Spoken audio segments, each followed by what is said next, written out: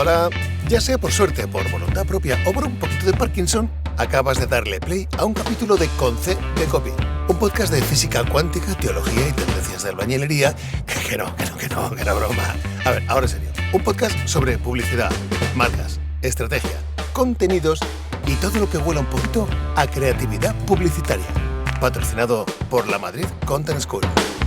Leonor, ¿qué pasa? Hay que empezar aquí, más. ¿vale? Porque es que si no Vale. empezamos aquí, nos quedamos como con cara de que nos ha dado un ictus hasta que baja un poco la La cara música. que tenemos normalmente, quieres decir. Sí, pero para que no se note, por favor, que hay que dar un poco de... Yo lo intentaré, tampoco te prometo nada. Vale. Hay que aparentar un poco. Hay que aparentar, siempre aparentando, luego no logramos demasiado. Ya, pero es la vida. Tengo una pregunta para ti. Dime. Siempre... Pero un segundo.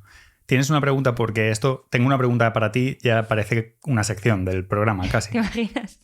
¿No? El programa tengo una pregunta para ti. Y ahora viene Por Leonor. tu profesor de primaria. No. Bueno. Es porque es la forma más fácil de colar algún dato interesante para hacer la intro, ¿vale? Ah, vale. Que Truquitos se de trata de podcaster. eso. Vale, pues dale. Venga. ¿En qué época? Ujú. Molaría poner aquí como un fondo así de tensión, pero no lo tenemos. ¿En qué época se empezó a utilizar la fotografía en publicidad? Así, pero sin opciones. Sí. No, ¿En venga, qué época? Te doy 3 opciones. Preferiría. Venga. Por no decir el medievo, ¿sabes? A. En 1830 con los daguerrotipos. Vale. B. En 1880 con la creación de Kodak. Ujú. O en 1920 con la expansión de las revistas. Vale, tú es que has hecho esto porque no sabes que yo en realidad empecé en la vida siendo técnico de imagen y me dedicaba bastante a la fotografía. ¿Ves? Pero la verdad es que de historia no tengo ni puñetera idea y me la voy a jugar a 1920 con la expansión de las revistas. Joder, Dey, muy bien. Se nota que eres un profesional. El azar. No, es azar, todo. Sí, pues se ve que la fotografía llevaba inventada casi un siglo, pero se tiraba más de ilustración por lo que sea, y luego con las revistas, el color, mejoras técnicas, pues la empezamos a utilizar en publicidad. Qué Hasta bueno. ahora. Me gusta haber acertado porque la gente no lo sabe, pero en el guión no estaba la respuesta. O sea, ha ido De hecho, ahí apuesta, a de hecho, pillar. apuesta. Es que Pero si bueno. no, se pierde naturalidad. Nada, vamos a hablar del invitado de hoy, que no estuvo en ese momento, pero lleva dedicándose a la fotografía publicitaria desde los 90 y espero que él no me haga más exámenes porque me he dedicado a esto, pero tampoco tanto. Creo que va a ser más majo que yo. Pero bueno, no te va a hacer exámenes, pero nos puede contar pues cómo es trabajar campañas gráficas para marcas como Banco Sabadell, Docker, San Miguel, BVA, Burger King, S. Adam, etcétera. Y también ha trabajado para publicaciones como Monocle, Esquire, El País Semanal, Rolling Stone y Clarín. Mariano Herrera, ¿qué tal? Bienvenida a Conce de Copy. ¿Qué tal? Muchas gracias. ¿Te hemos dicho todo bien por ahora? Sí, muy bien. Más o menos, menos la pronunciación de Monocle. No, Ya, ni la de Bank Sabadell, pero bueno. pero yo dudé también en la respuesta de la primera pregunta que te hicieron de ahí. Hubiese acertado, pero hubiese dudado también, porque yo creo que eso sucedió más que nada por temas técnicos también. Hasta al siglo pasado la cámara era un trasto considerable y muy con exposiciones muy largas al comienzo. Claro. Tanto recién como 30, 40 años después de descubrirla o de dar el descubrimiento al mundo, se pudo empezar a captar imágenes de retratos o personas, porque antes era complejo y estaba toda esta historia, no sé si la conocéis, de los estudios que tenían las IAs que te sostenían la cabeza, porque había varios minutos. Sí. Pero bueno, sí, sin duda el siglo pasado fue el siglo de la publicidad en muchas áreas, muchas disciplinas, y la fotografía encontró su lugar ahí. Como gracias a la publicidad creo que ha llegado donde llegó. Pues antes de meternos en todo este jardín, te vamos a pedir una cosa que le pedimos a todos los invitados, que es que te presentes con 3 datos curiosos. 2 de ellos tienen que ser verdad y 1 tiene que ser mentira, ¿vale? Lo desvelamos al final del programa, como si no fuera clickbait esto, para intentar que la gente se quede hasta el final. Vale, pues voy a dar 3 datos. Vale. Venga. El primero es que, bueno, yo soy argentino de nacimiento, vivo hace más tiempo en Barcelona que No se te nota. en Argentina. Y el primer dato que voy a decir es que nací en un barrio fundado por catalanes. Vale. El segundo es que me encantan los desnudos fotográficos. Vale. Y el tercero es que me hubiese gustado ser maestro de escuela. Vale. Complicado, ¿eh? Luego intentaremos adivinar. Porque es que los 3 son muy verosímiles. Son factibles, curiosos. Vale, correcto. Jugamos. Al final hacemos nuestras apuestas y nos lo desvelas. Pues yendo un poco a ese barrio quizá fundado por catalanes, hemos encontrado por ahí que empezaste con 11 años fotografiando las cataratas de Iguazú con la cámara de tu madre. Es como pasar de la naturaleza salvaje a fotografiar pues trajes grises para el Sabadell. ¿Cómo fue ese cambio? Bueno, empecé ahí porque mi madre era la que realmente llevaba el álbum familiar. Yo tengo 55 años, entonces soy de una generación en la cual el álbum en los 70 fue la explosión del álbum familiar, por lo menos en Argentina. Y era la que llevaba el archivo y a mí eso me apasionaba. Y yo me pasaba horas mirándolo. Y el primer viaje que hice sin mis padres, que fuimos con mi hermana y una tía, fue mi primer viaje en avión también. Y fuimos a conocer este lugar que son las cataratas del Iguazú, que es un lugar increíble. Mi madre a último momento me dio su cámara, que la tengo todavía, era una cámara reflex mía, manual, que digamos que tiene unas condiciones técnicas que no son tan fáciles de utilizar. Y me dijo, pues mira, el diafragma es aquí, la velocidad es aquí, aquí se dispara y aquí se enfoca. A fotos. Qué guay. Y yo me fui con eso, llegué ahí y dije, bueno, pues voy a hacer fotos. Y realmente ahora las veo porque las tengo, porque mi madre las siguió coleccionando y por lo menos no cantan en el álbum familiar, pudieron ocupar ahí un espacio. Y ya me sorprende que salieran esas primeras fotos. Sí, es increíble. Y la cámara ahora es una de estas cámaras que están buscadas, era bueno, una mamilla. Y entonces, pues ese fue mi primer contacto con la fotografía, que sí que tiene algo de muy fotográfico, que al final la fotografía es un poco dominar la cámara, el aparato, la técnica, ¿no? Es como domarla. Y a mí eso me di cuenta enseguida que me apasionaba, que me apasionaba el decir, bueno, si pongo el diafragma así y el foco aquí, pasa esto, no sé. Y entonces después, cuando ya estudiaba en el bachillerato, fue una escuela muy, muy interesante y ahí tuve cine, y ahí tuve un profesor que ya me dio técnica.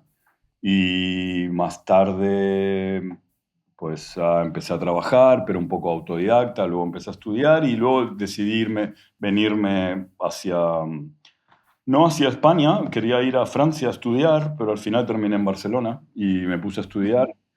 Y mi ambición un poco era ser fotógrafo de editorial, o sea, ser fotógrafo más reportero gráfico, que era un poco el boom del momento también, de las décadas anteriores, era mi imaginario de fotógrafo, ¿no? Y el mundo editorial en ese entonces tenía mucho poder, inclusive económico, y entonces cuando llegué a Barcelona me puse a trabajar de asistente al final dejé la escuela, me puse a trabajar de asistente de un fotógrafo alemán muy, muy bueno, que tenía muchísimo trabajo, que viajaba muchísimo, y cuando descubrí eso dije, esto es lo mío. Pero a la par, el mundo editorial se desmoronaba, especialmente económicamente.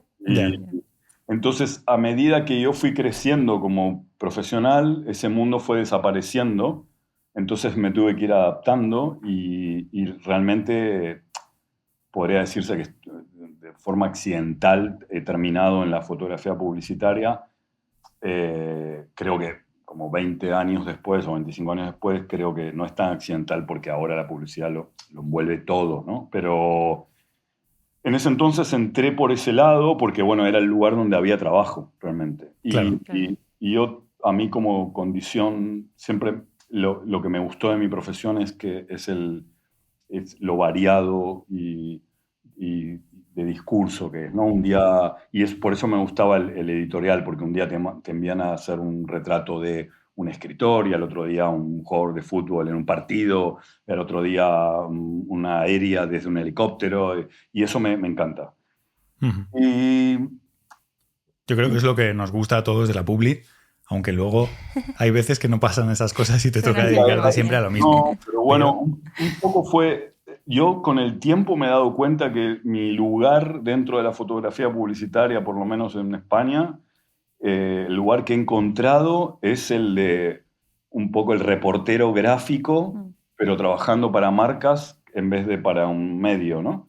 Claro. Sigo haciendo editorial, intento y encargos de comerciales, también de libros. También el año pasado publiqué un libro mío de autor, sí. Pero es casi como un ejercicio paralelo. O sea, mi profesión, mi gestora me dice que a fin de año eres un fotógrafo publicitario. Claro. Y eso es lo que vale. Y eso es lo que bueno, es lo que me gusta y donde me encontré mi lugar, ¿no? En el mundo. ¿Y cuál fue el primer choque cultural que te encuentras al entrar en una agencia publicitaria? Bueno, a ver, el mundo editorial es más exigente. ¿Sí? Primero que sí, es más competitivo, más exigente en el sentido de que, bueno, por ejemplo, un periódico tiene un cierre diario. Yeah. Que eso es una locura. Los periódicos grandes, el país, el mundo, cada noche están cerrando.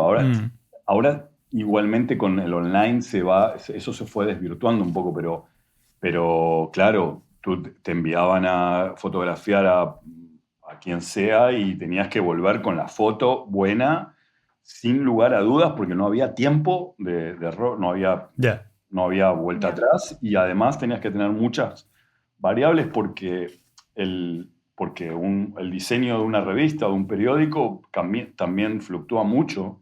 Y va cambiando, y a mí me pasó 1000 veces tenía un retrato genial que miraba a la izquierda, pero al final de todo a la derecha o a la izquierda iba una publicidad de tal, entonces el hombre no podía mirar a la izquierda, tenía que mirar a la derecha. Yeah. Y buscando como un loco una foto que esté mirando a la derecha, y era esa la foto que entraba. Da igual si era buena o mala. Entonces, claro, en ese sentido es exigente.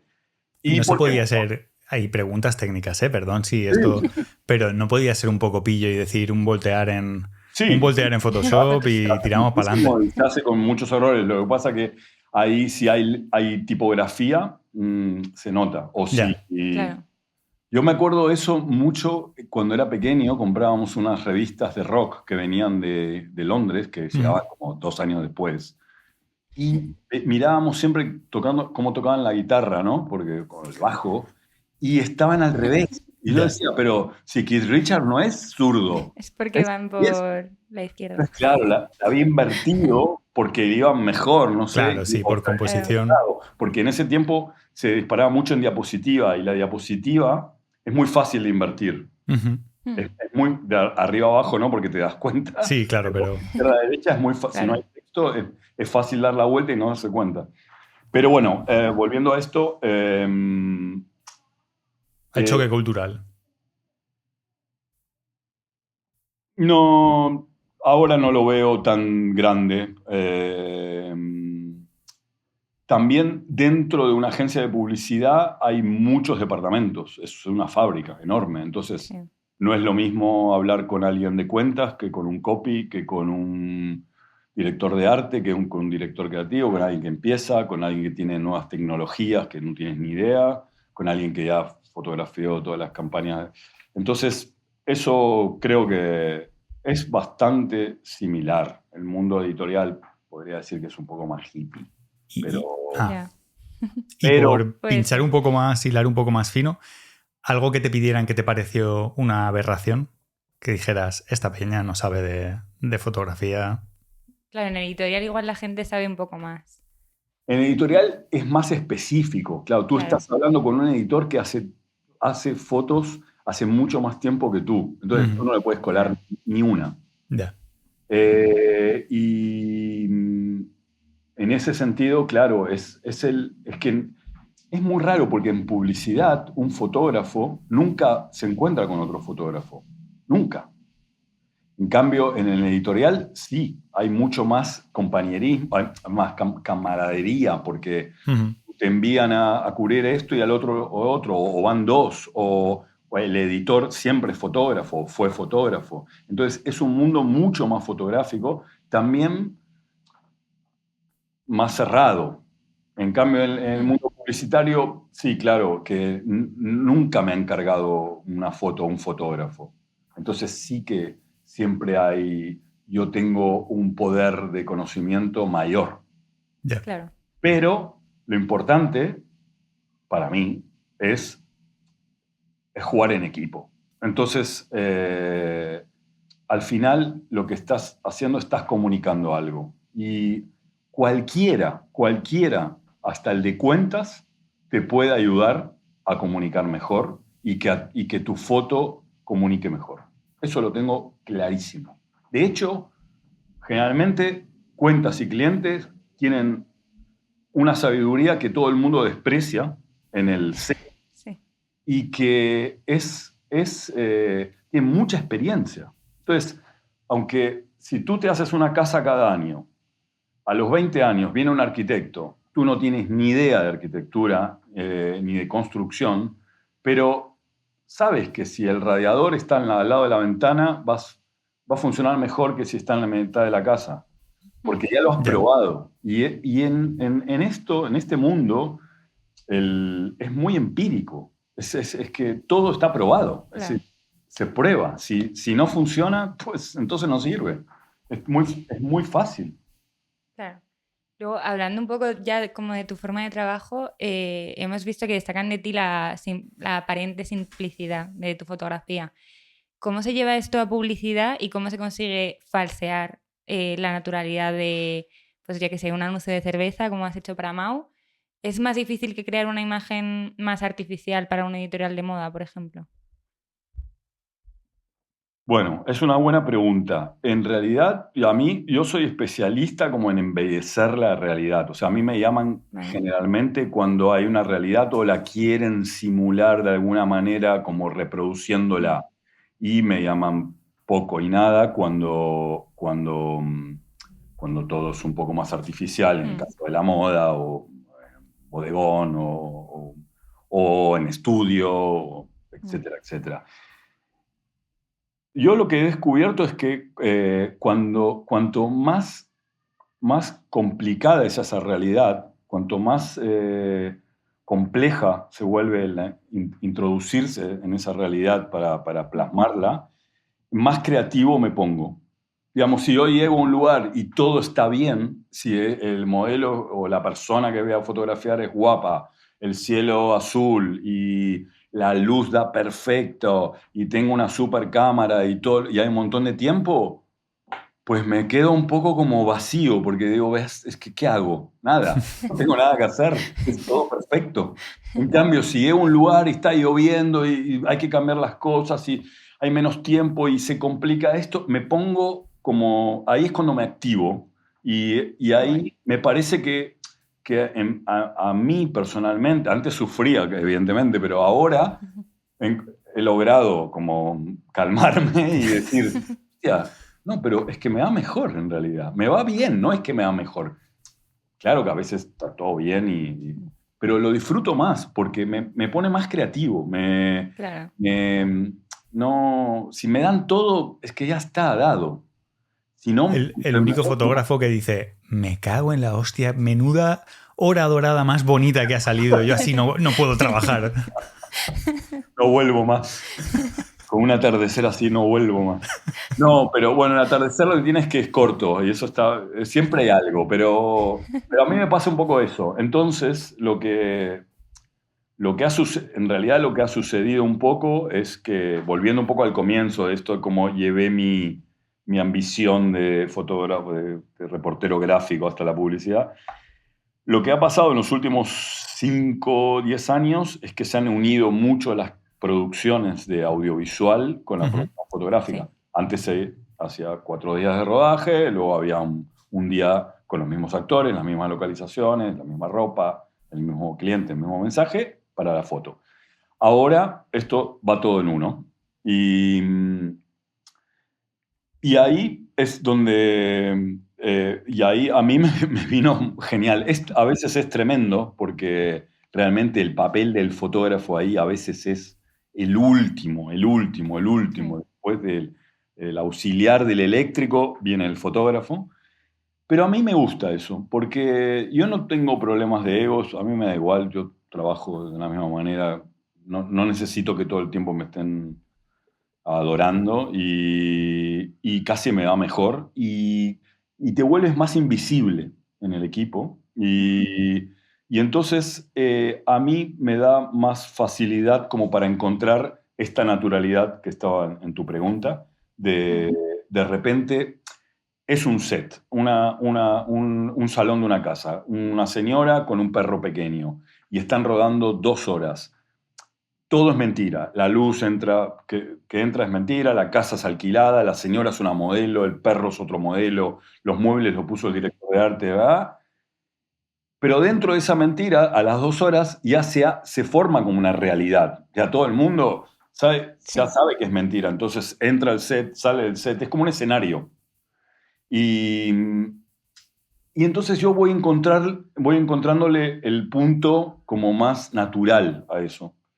Y a mí eso la verdad que me sirvió bastante, como esta unión de producciones. Sí. Qué guay. Me imaginaría lo contrario totalmente. Sí. De hecho, luego tenemos una pregunta, yo creo que va por ese lado, pero te iba a preguntar si habías fotografiado alguna vez. Me imagino que sí, en Madrid, pero nosotros en Madrid tenemos otra cosa que es... Madrid Content School Connection. Vaya forma de ligarlo más... Más... Yo creo que es la peor que he hecho hasta ahora en los 5 años. Más gratuita, increíble. Pero bueno, es una sección que tenemos de nuestro patrocinador y tenía que entrar aquí. Entonces, ya que estaba marcado, pues tiramos para adelante. Lo cuento súper rápido. Tenemos una sección este año que es para sacar pecho de los alumni que han pasado por la Madrid Content School. Entonces, nosotros lanzamos un case study de 1 minuto y medio de branded content, ¿vale? Vosotros lo escucháis y si os gusta. En unos días nosotros lo sacaremos por redes sociales y la gente que reciba en ese post de esta sección, que todos los meses sacamos, más interacciones, ganará el año que viene. Bueno, ganará. Ganar y han ganado porque son unos profesionales de la leche. Tendrá el honor de... Pero podrán venir el año que viene, vendrán a estrenar la 6ª temporada de Concede Copy y bueno, yo creo que eso está muy guay. Porque venir a este programa es un lujo que cualquiera... No, en serio. A nosotros nos encantaría que cualquiera de ellos viniera porque los casos son muy chulos. Lo que es verdad es que como esto sabéis cómo va, que Concede Copy está muy guay, pero bueno, es bastante informal. No solemos llegar a tiempo a tener estos cases. Entonces usamos esa cosita lo arreglamos en postpro. Lo arreglamos en postpro.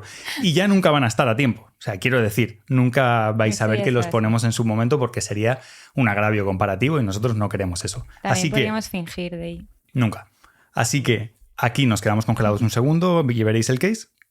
En Panamá, 8 de cada 10 emprendedores no llegan a los 5 años. No por falta de talento, sino por falta de capital, mentoría y visibilidad. Lo paradójico es que en un país de 4 millones existen 700,000 pymes. ¿Cómo ayudar? Convertirlo en contenido que importe y de paso pagar las cuentas. Creamos Jump, un ecosistema que pone al emprendedor en el centro con formación, mentores ejecutivos y $200,000 de capital. El formato fue claro, abrimos convocatorias, llegaron más de 1,500 aplicantes. Lo contamos como una serie, 4 episodios y una gran final en vivo para seguir la ruta real del crecimiento. Desde el día 1, nuestra premisa es simple. Las marcas no interrumpen la historia, la hacen posible. Charlas, retos, mentorías, datos y activaciones medibles. Integraciones orgánicas que tienen sentido para la audiencia, los emprendedores y las marcas. El resultado, 1.8 millones de visualizaciones en redes y más de 200,000 personas en TV. Para las marcas, estos números se volvieron el puente para un segmento latente. Más afinidad, más consideración y negocio real. Jump se consolidó como uno de los pioneros en Panamá, transformando inversión y mentoría en contenido que mueve la economía.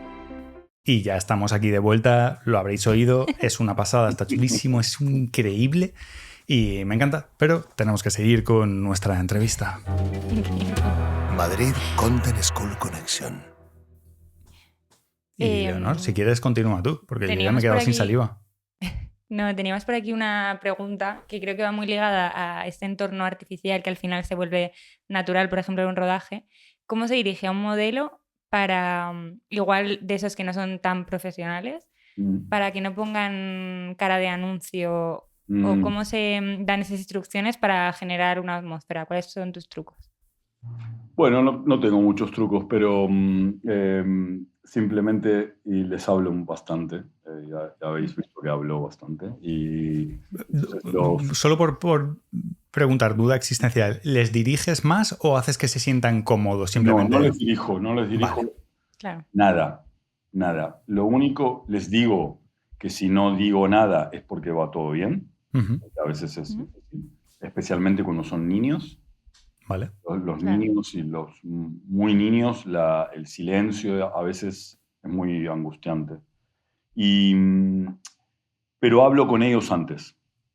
Hablo bastante. Inclusive, en realidad la gente, si tiene un mínimo de confianza, es muy natural, por lo menos en España, ¿no?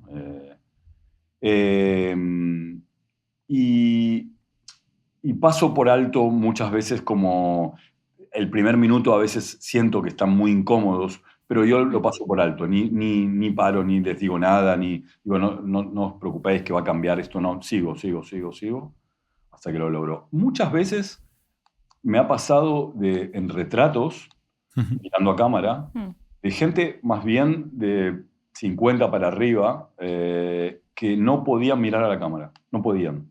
Era imposible. Por razones que desconozco de su personalidad, no podían.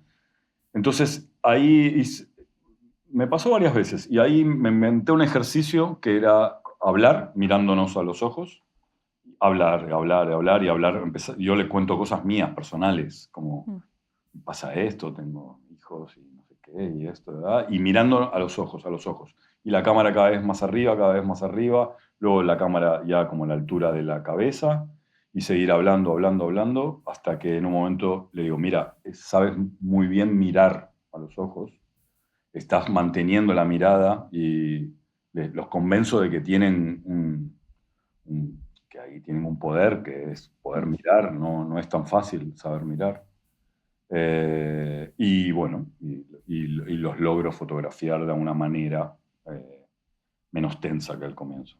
Pero normalmente solo intento como que ser muy, muy cercanos a ellos. No dirijo. De hecho, creo que sería malísimo dirigiendo. No dirijo. Siempre hay algo que inclusive a veces tengo que soportar momentos que no pasa nada, y que es incómodo, pero ahí le das un poco la pie a la imaginación de ese modelo para que se mueva y haga otra cosa y busque algo. No sé, nunca sé por dónde viene, pero intento como ser muy natural. Qué bueno. Y yo traigo aquí mi experiencia previa para preguntarte, porque no lo pregunté en su momento. Yo me dediqué muchos años era videógrafo de bodas, ¿vale? Y compartía con los fotógrafos, y tenían un truco ellos que era que les decían que cerraran los ojos y en un momento dado les pedían que los abrieran y en ese momento tiraban la foto. No sé si te suena ese truco, ¿lo has usado? Bueno, eso se usa mucho cuando te encandila el sol. Ajá. Pero si no. Vale. Digo, es que ellos lo usaban mucho y digo, Igual era para que de repente, porque no lo sé, por si de repente como no tienes la vista fija, tienes un gesto diferente. Bueno, te lo dejo ahí por si quieres usarlo. Cuando tengo que retratar a alguien, si tengo que retratar a alguien, al final siempre termino pidiéndole que mire a cámara. Ajá. Me gusta mucho cuando miran a cámara, me gusta esa complicidad y me parece que ahí puedes como descubrir algo. Pero bueno, en publicidad, por lo menos las fotos publicitarias que yo hago, en general no es así. En general hay una persona, y que yo también soy especialista en gente que no tiene conocimiento,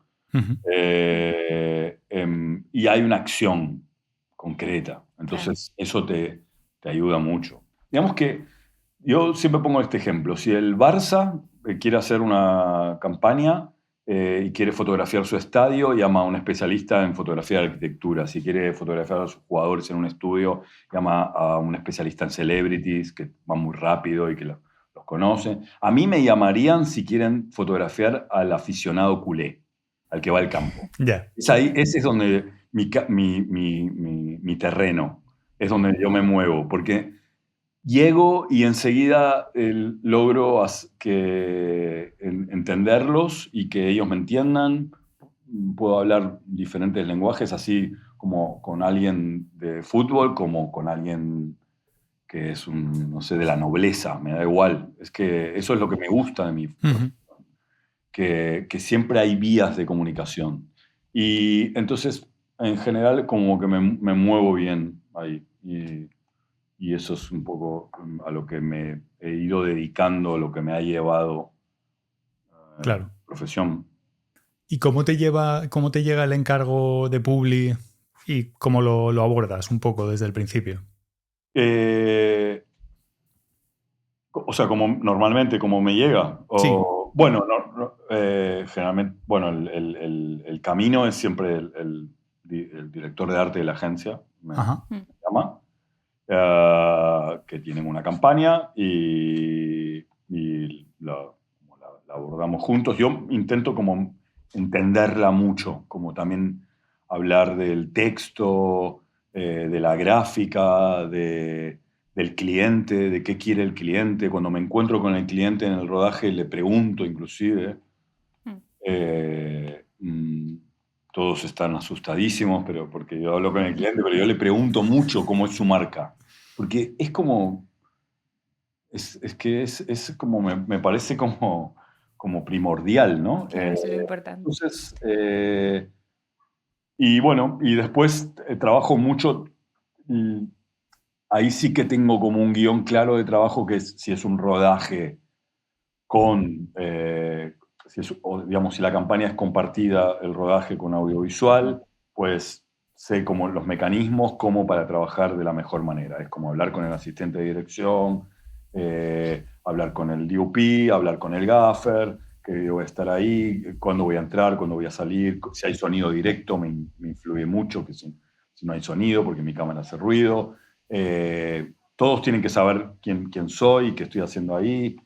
Tengo, no sé, un poco como un guión y lo voy desarrollando. Y cuando no es así, pues me lo invento yo. Entonces casi siempre intento inventarme contenido. O sea, por más que luego tú ves a una chica bebiendo una cerveza en un barco, pues el contenido es la chica se peleó con su novio, se alquiló un barco, se fue a la mitad del Mediterráneo, con unos pescadores, se pusieron a beber cerveza y se olvidó de todo.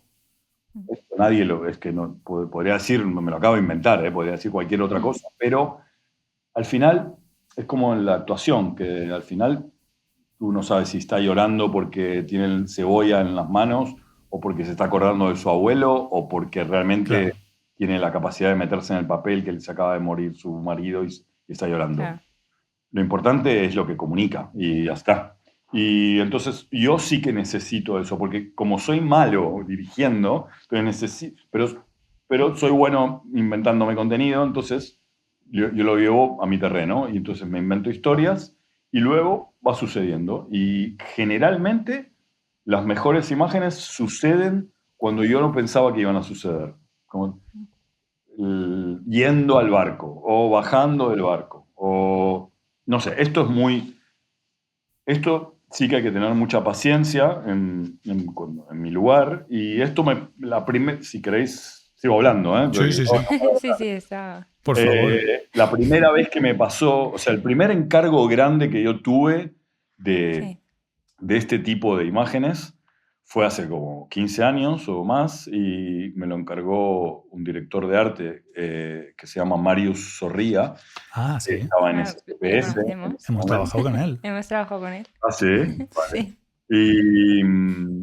Y Marius me llamó sin conocerme porque había visto unas fotos mías en una revista, creo, o algo así, o no sé, o web, no sé cómo llegó. Y me encargó fotografiar, hacer la campaña de Carmen Chacón, que era la candidata al PSC, el Partido Socialista Catalán, en ese momento, y era la actual ministra de Defensa, creo. Sí. Que era la primera ministra mujer de Defensa en la historia de España. Entonces, en época de ETA todavía, o sea, era complejo. Entonces, a él se le ocurrió, viendo mi trabajo, que yo la siga, digamos, al estilo americano, el reportero que sigue al candidato. Sí. Lo estudiamos muchísimo todo, y entonces yo fui con una cámara de película, una Hasselblad, en blanco y negro, con una lente y una cámara y un bolsillo lleno de carretes, nada más, no tenía ni una luz, ni un flash, nada. Y llegué al Ministerio de Defensa, y el Ministerio de Defensa es un lugar muy oscuro, que está lleno de militares, evidentemente, y lleno de cuadros barrocos de batallas épicas navales de España, y no me salía ni una foto. Y no sé cómo, bueno, no, sí que lo sé. O sea, Marius tenía tanta confianza en mí, y esto es a lo que quería llegar, porque esto es primordial, es la confianza que depositan en ti. Yo lo llamaba a Marius y decía, es imposible. Marius me decía, vas a ver que algo va a suceder. Y al segundo día hubo la erupción de un volcán en las Canarias. Sí. Entonces Carmen Chacón se acercó a mí y me dijo, en 5 minutos estoy subida al avión presidencial yendo a coger un avión militar para llegar al lugar del volcán, porque me llamaron, pidieron ayuda. Perdona, Mariano. Perdona, que es que Leonor la está montando de una manera épica, con ruidos de fondo, pero a ver... Perdón, porque me ha empezado a sonar el ordenador muchísimo. Tienes el botón de mutearte, Leonor.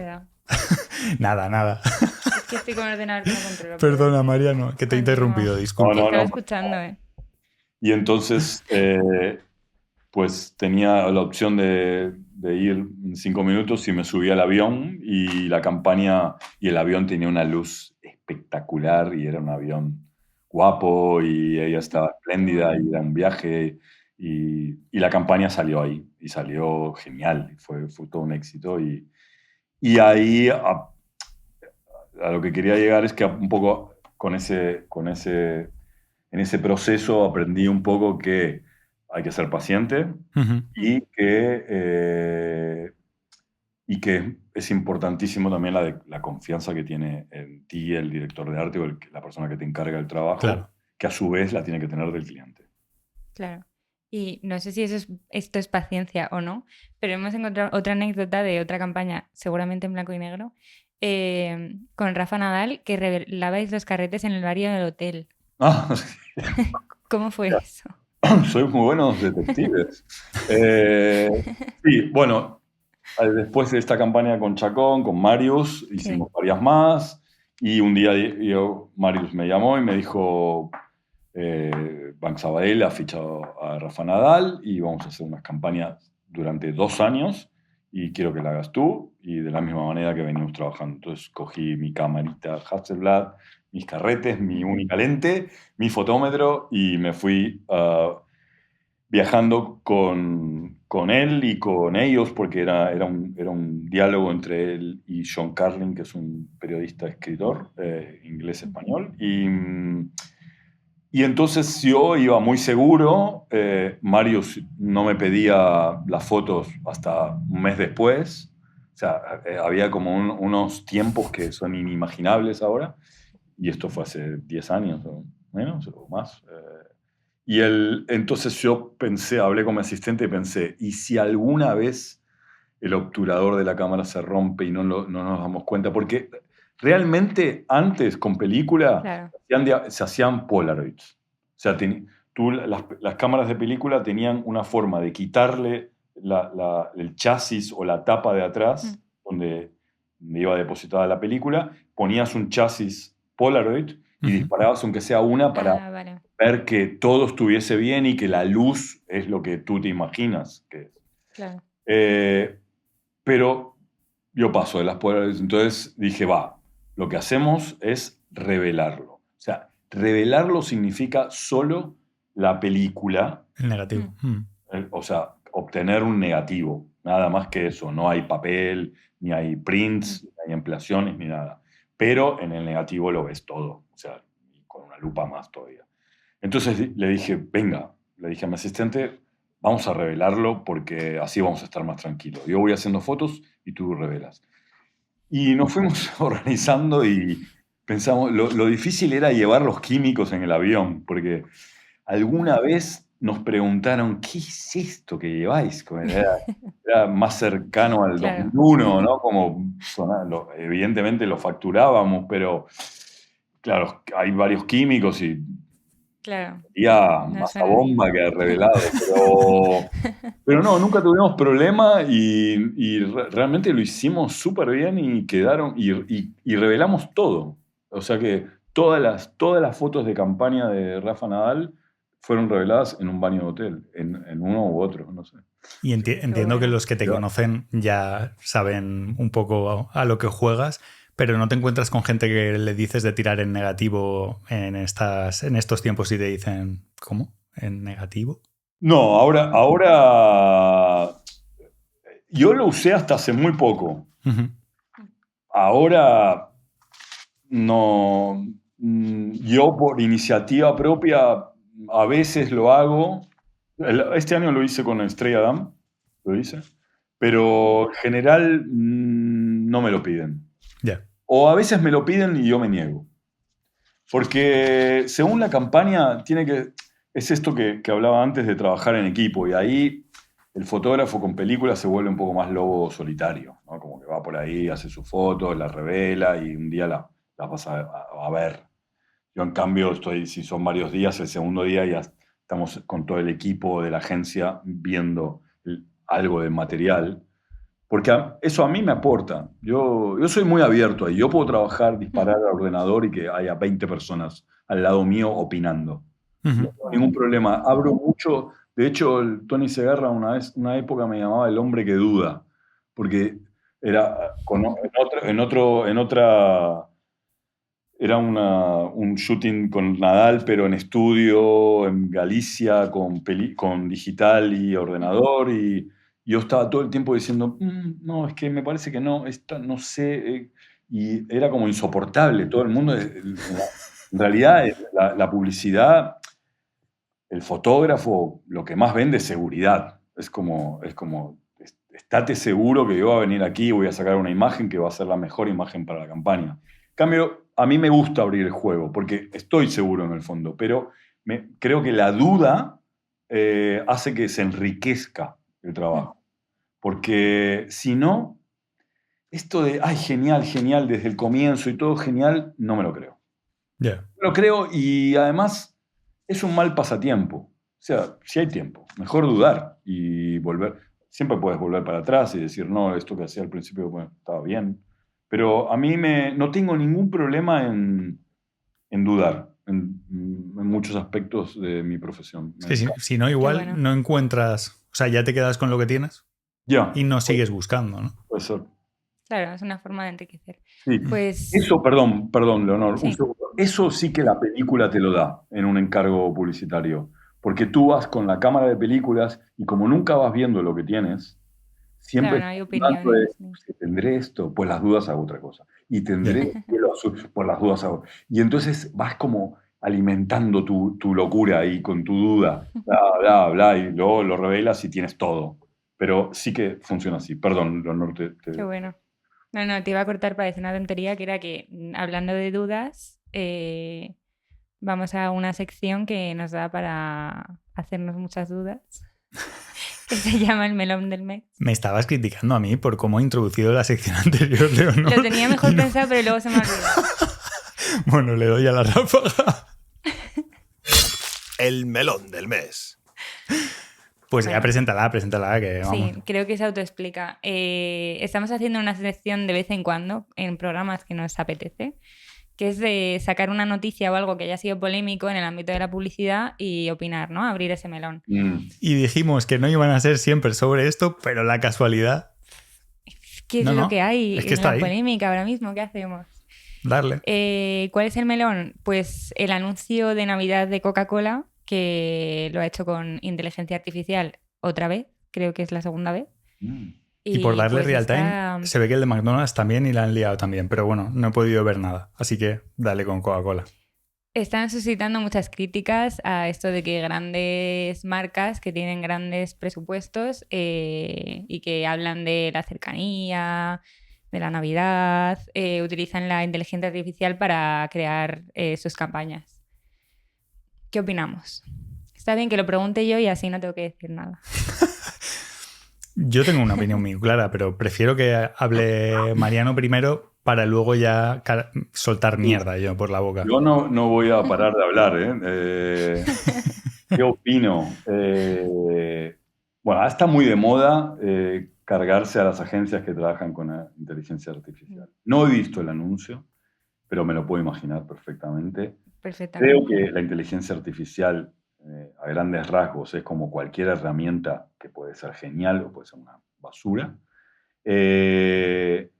Entiendo también que los primeros que se atrevan a eso sean los grandes, porque la imagen de Coca-Cola y la marca de Coca-Cola es tan fuerte que pueden hacer cualquier cosa que el año que viene van a tener otra oportunidad. Yeah. En cambio, si publicitamos el podcast y le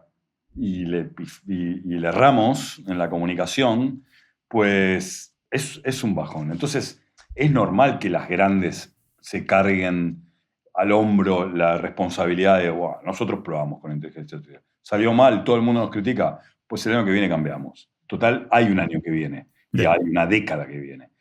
Pero lo que no, o sea, no voy a entrar en discusión de inteligencia artificial sí o no.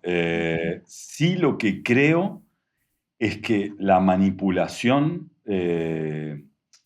además en la publicidad, todo se manipula. Es que todo es artificial. Pero si queréis os cuento una historia que tiene que ver con la fotografía, pero que está asociada. Hace muchos años hice un taller, me lo contó Joan Fontcuberta, que es un artista, uno de los fotógrafos, artistas más conocidos fuera de España, y trabaja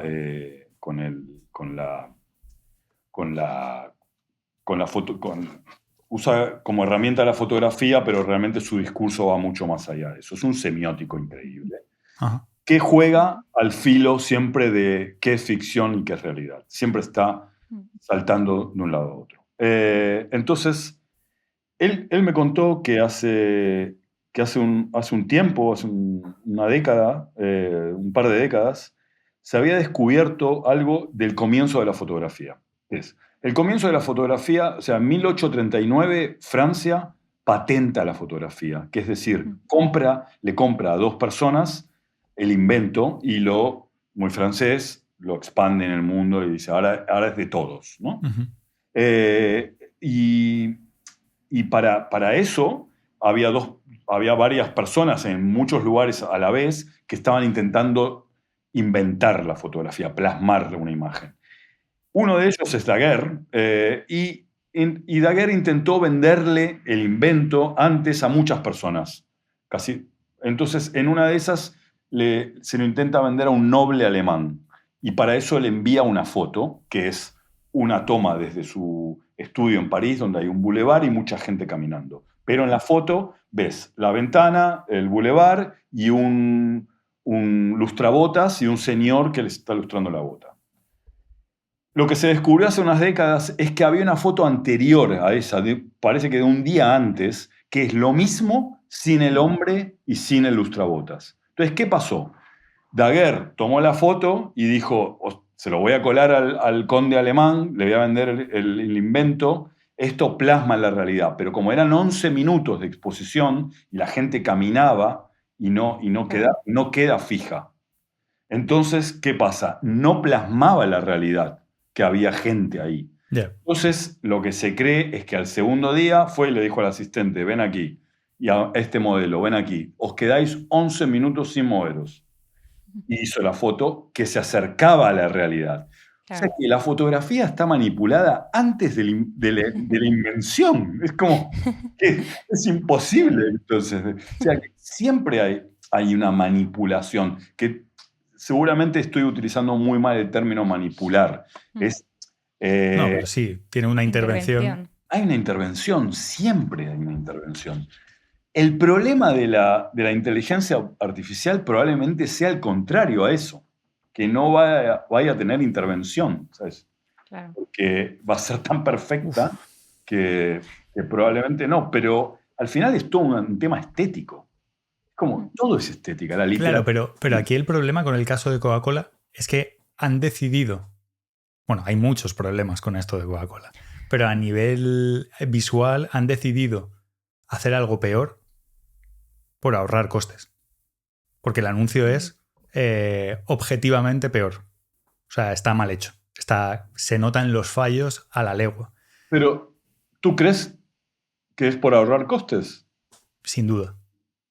O sea, sin duda. Y por ponerse la medallita innovadores, igual, ¿no? Yo creo que es más por eso. Sí, es más por tratar por ser trendy. Pero ¿qué medalla te vas a poner por hacer algo más feo?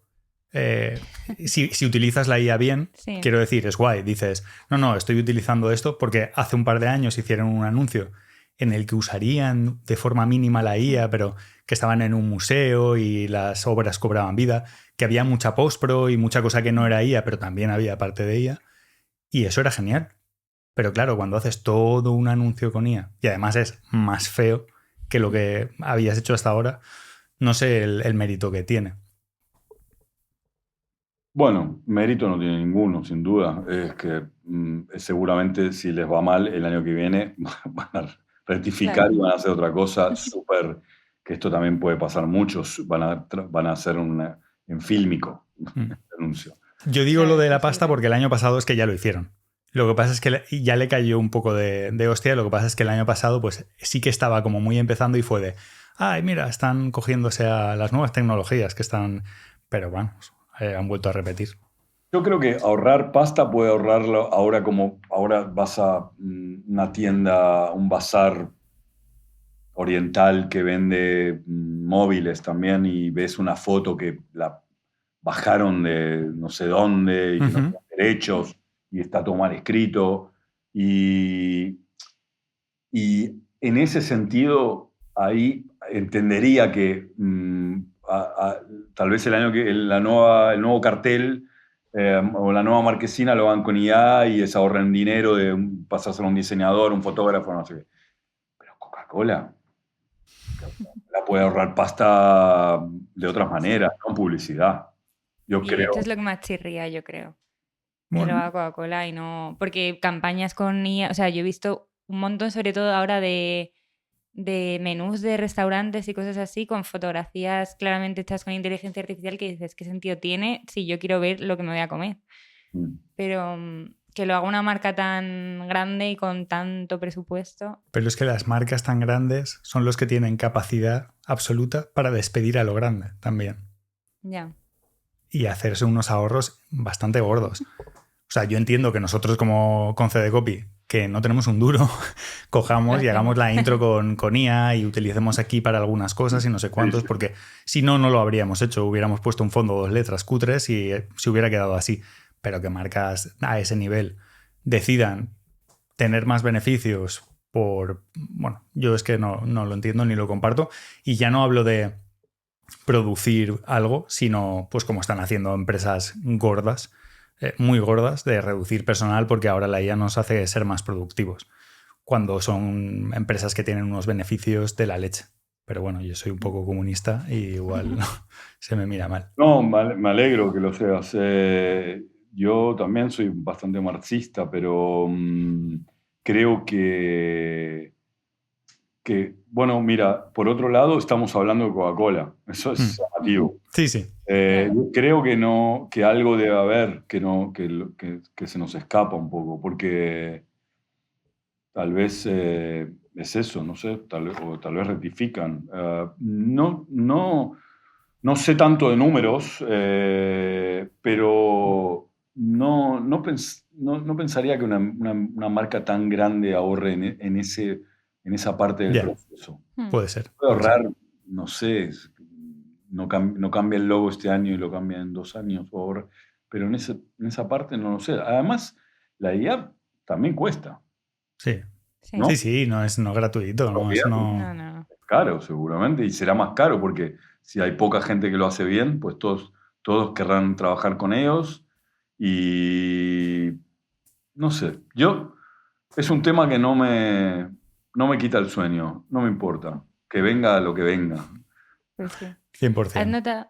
¿Tú has notado que algunas Espera, un segundo, Leonor. Vale. Voy a cerrar. Seguimos hablando de esto, pero la sección aquí ha acabado.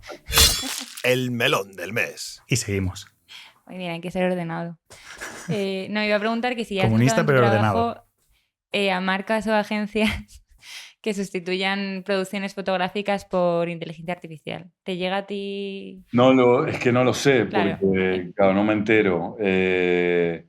No tengo ningún problema, ¿eh? O sea, me gustaría que lo testen, porque creo que no es tan fácil. O sea, no es tan fácil sustituirme.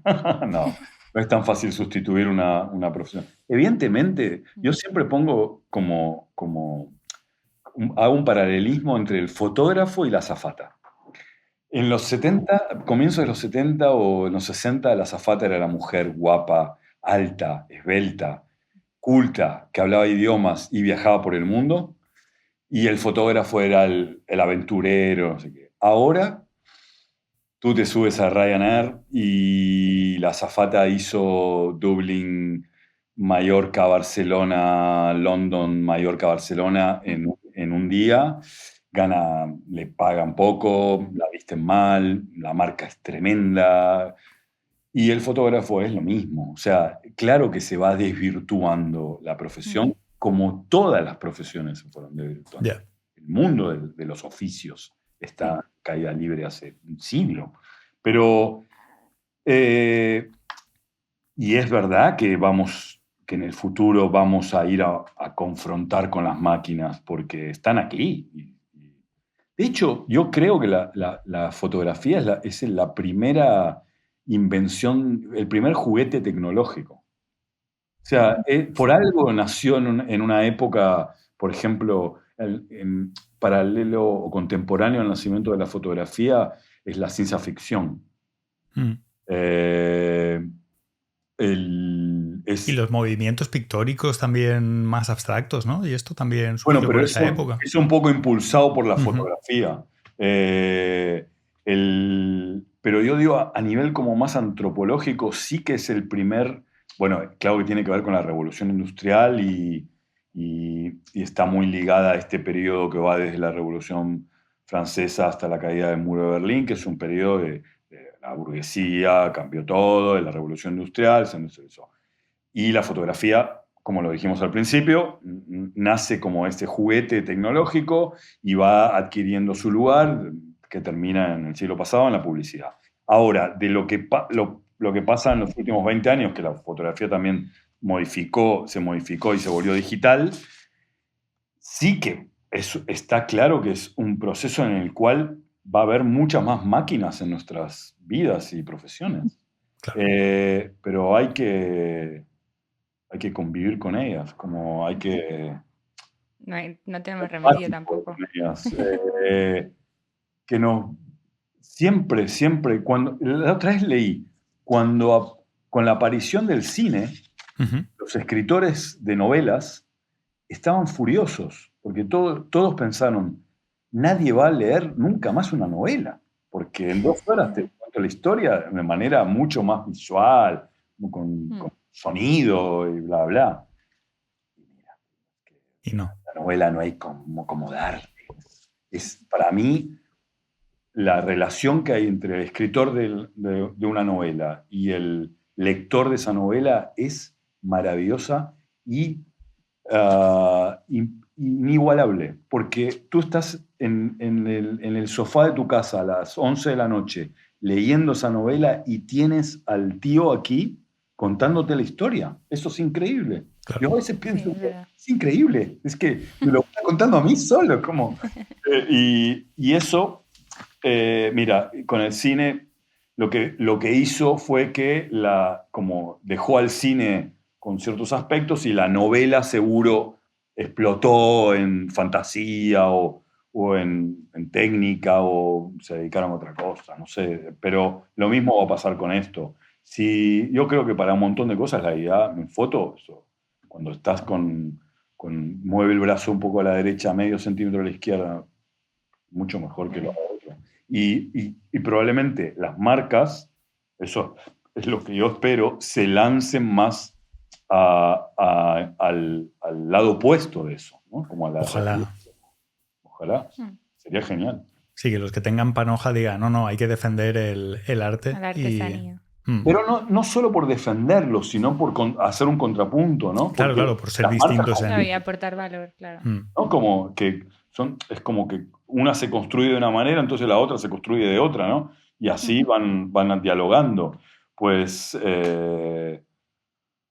que es un poco lo que está haciendo Apple este último año, por ejemplo, las últimas campañas, que está todo el mundo haciendo cosas con IA, y estos han hecho una campaña con Muppets, con muñecos estos de trapo, o han hecho la intro esta de Apple TV Plus, que es, Apple TV, que sale como un loguito, la típica intro, como la de Netflix. Pues resulta que la han producido, o sea, han hecho un cristal de un tamaño enorme, lo han grabado con varias luces diferentes en film y luego lo han pasado a digital y no sé qué, Exactamente esto es lo que digo. O sea, antes había, no sé, 1 millón de zapateros en España y ahora todo el mundo usa zapatillas, pero los zapatos que hay son increíbles. O sea, hay gente que se dedica a hacer zapatos que tarda 1 mes o no sé cuánto y que valen 1.000 euros y que son una obra de arte. O sea, no dejó de existir. Claro. Y lo mismo puede pasar. Ojalá que pase algo así. Eso espero. Y tal vez nos sorprende la IA. Tal vez sí que está bueno para un montón de cosas. Sí que está bien. Sí, seguro. Por supuesto. Que yo lo digo, yo parece que sea aquí el demonio de la IA cuando me estoy metido también ahí y trabajo, obtengo beneficios por la IA. Así que... El comunista. Bueno, hay que estar en todas partes un poco, hay que sobrevivir. Vale. Comunista, pero me gusta comer por lo que sea. Comunista. Sí. Nada, pues vamos a dejar aquí la entrevista. Yo estaría horas, sinceramente, porque... Se nos han quedado cosas, ¿sí? Se nos ha quedado cosas y cosas que me van a mí surgiendo para preguntar también, que no estaban por ahí y que no le importa a nadie porque tampoco son de publicidad. Entonces, lo vamos a dejar aquí, pero vamos a cerrar 2 flancos que teníamos. Una era las 2 verdades y la mentira. Sí. Si nos las refrescas rápida, hacemos nuestra apuesta. Una es que nací en un barrio fundado por catalanes en Buenos Aires. Otra es que que me apasiona el desnudo fotográfico. ¿Sí? Y la tercera era que me hubiese gustado ser maestro de escuela. Mira, yo me la voy a jugar, Leonor, me adelanto, y voy a tirar, que no tiene por qué, porque es que las 3 son verosímiles, pero no sé por qué. Voy a decir la del desnudo la del desnudo fotográfico. Porque, y voy a argumentar, porque no se ha dedicado a ello y, oye, siendo un buen fotógrafo y podría haber dado... O a lo mejor ahora me dicen, no, si me he dedicado y soy la hostia en esto. Y quedó muy mal, pero bueno. Igual hemos investigado. Mi apuesta va ahí. Venga, yo digo la de maestro de escuela. Bueno. Ok. No, detesto el desnudo fotográfico. Bien, vamos. Sí, en realidad tenía encontrado sentido y no Otra cosa es ver gente desnuda en una fotografía, pero el desnudo fotográfico tal vez vosotros sois mucho más jóvenes y no... Pero antes era un área de expresión y yo lo he tenido en la escuela y siempre decía, ¿pero para qué? Como viene de la pintura y la belleza del cuerpo desnudo, me parece horrible, no sé, como detestable. Pues era eso. Perfecto. Pues Leonor, prometo que los 3 próximos dices tú primero, porque siempre... Sí. Me acabo de dar cuenta que siempre hago un poco de mansplaining en esta parte. Lo siento. Qué feo, ¿eh? Sí, está feo. Bueno, la última pregunta, que antes no has creado mucha intriga esto sobre puede ser esto, pero colaborativa. No, esto es que nos ayudes a ponerle un título a este programa. Eso es. Queremos quitarnos el máximo trabajo posible. ¿Cómo? Que les ayude a poner un título... Que le pongas el título al programa. A esta entrevista. A esta entrevista. Yo tenía una ahí al principio... sí, ya, me acuerdo. Yo tengo algo, pero si se te ocurre cualquier cosa... O sea, a mí me ha gustado mucho que se reivindicara la función del cuentas. Cuando está tan... Claro. Entonces... defendiendo al cuentas me parecía como un claim guay, pero se puede buscar otra opción. Sí, total.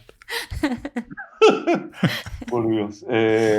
No lo sé, pero vosotros sois los copies. Sí, pero no nos gusta trabajar, que somos copies. Vale. No, si no, nosotros le damos, mira, el último programa, para que te hagas una idea. Para que te hagas una idea, el último programa, que no tenía nada que ver, se acabó llamando El GIF del niño chino. No se habló de eso en todo el programa. Lo vi, sí, ese era... ¿Y tú qué decías, Leonor? Perdón. No, estaba proponiendo, a los cuentas les gusta el desnudo publicitario. No, por Dios. No sé si es faltoso, seguramente sí. Pero puede ir por cuentas, ¿eh? Vale. Si quieres, por no darte curro, lo trabajamos ahí, le damos una vuelta o nos envías... Para que sea un poco absurdo, ¿no? Claro. O no, igual nos dices, no, es que quiero ser canónico, quiero que se llame Mariano Herrera. Una agencia de publicidad es absurda, tiene mucho de absurdo. Sí. Pero bueno, no me sale la frase ahora. Nada. Si en algún momento, porque esto sale dentro de... ¿Se te ocurre? 2 semanas. Si de repente en casa dices... Te despiertas en mitad de la noche diciendo... Estos pesados cabrones, me acabo de acordar. Aquí lo dejo. Nos lo envías. ¿Vale? Pues oye, Mariano, millones de gracias y ha sido un placer. No sé si Leonor, porque me siento mal, ¿quieres despedir esta parte? Pues que muchísimas gracias. Te voy a repetir porque, claro, ha sido un placer. Muchas gracias por venir. Estando incluso malo, no se ha notado nada. No, y perfecto. Nada, que si tenemos más temporadas, igual tenemos que repetir. Igual, a mí me gustaría esto... Claro, es que este año... Perdona, tenemos que cortar y soy yo el que me alargo. Esto es fabuloso. Este año estamos llamando como a gente de fuera de lo que es la agencia de Publi, a profesionales como tú de distintas funciones, para que vengan a contarnos un poco su relación con la Publi y demás.